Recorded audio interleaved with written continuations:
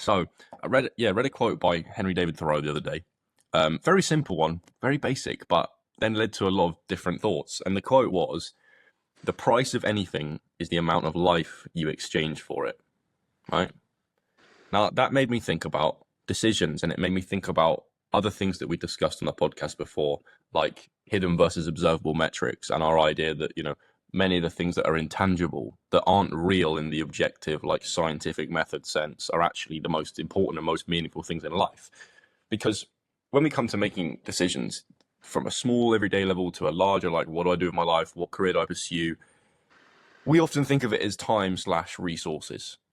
How much time will this take? How much time will it use up? How much money will I spend on it? How much money could I earn on it? Right?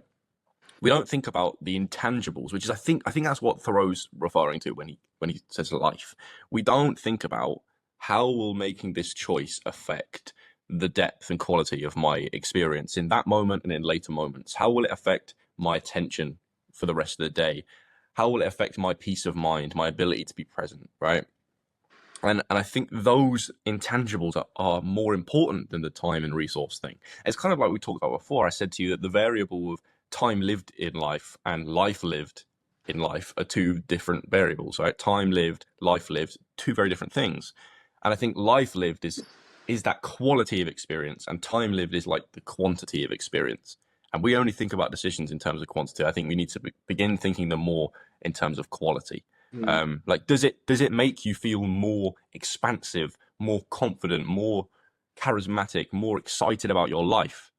Screw how much time it takes or how much resources it uses up, because that's where you make your meaningful moves in life, is the ones that make you feel expansive. I think there's this question that James Hollis writes in the book that I'm reading at the moment, where it's like, I'm paraphrasing here, but it's like, does this decision make me feel expansive, or does it diminish me?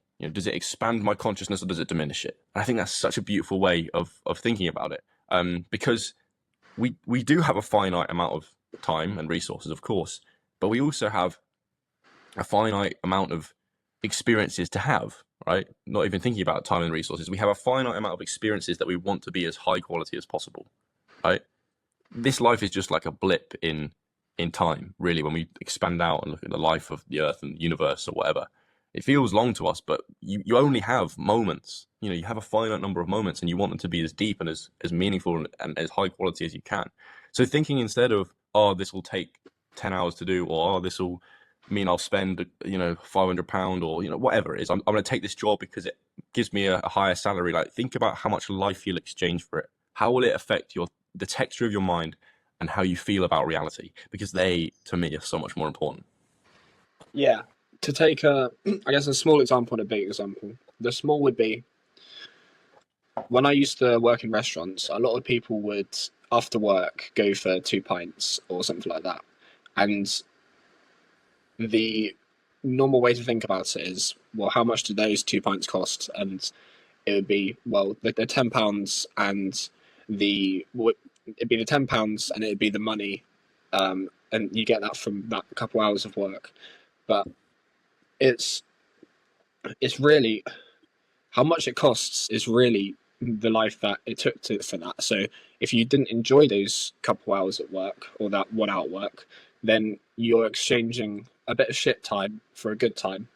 And so I don't think the price is money. I don't think the price is necessarily even the time. It's the life translation of the energy. I was at work and now I'm after work. Yeah, here's a great way of thinking about it using that same analogy, right? Let's say you go for those few drinks after work with a colleague, and you don't really like that person, but you're doing it because you feel you have to. You find them quite irritating, but for social etiquette, you say yes, and you go and sit there and you use your evening just listening to their yap, and you don't really mind. Or alternatively, you go out for a couple of drinks with a colleague who you really like, and you have a great conversation, or you have a lot of fun, right? And it feels meaningful, and you strengthen that friendship, and like it puts the world to rights in your mind. You feel great about it, right? The time, how long you spent out, and the resources spent on the drinks are the same in both scenarios.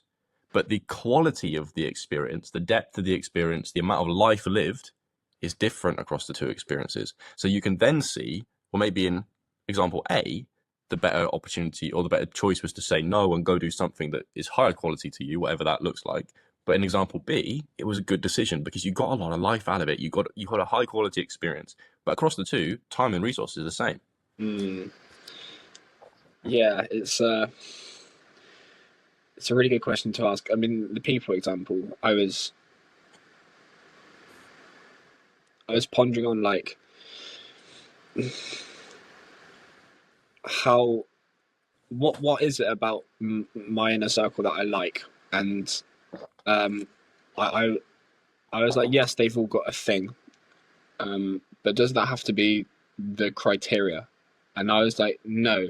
There's what's more important is that they're virtuous and that they provide depth in the present moment, because them having a thing just provides the depth, and so that's what I'm happy to exchange my energy of life with. Um, the bigger example that I thought about was, I guess, drug addicts of literally exchanging life for a a lovely experience, and them knocking years off their life as a result of it. And Mm. and so maybe we're not exchanging time, we're not exchanging money, we're just all exchanging life. Mm. And a term I guess that's become more frequent in my vocabulary in recent months is the idea of selling your soul, right? And you can use it on a small example or larger examples. But I see maybe that phrase as the same thing as what we're talking about here, exchanging a lot of life for not a lot of Mm. meaning back. Or a lot of your life force and your mental energy and your capacity for experience, you're exchanging that for something that leads to harm long term, even if it's good in this moment. So Whereas what would be a small example of selling your soul? and I'm not criticizing anyone here because there are so many factors that lead to this type of behavior, and we should approach it with compassion and empathy.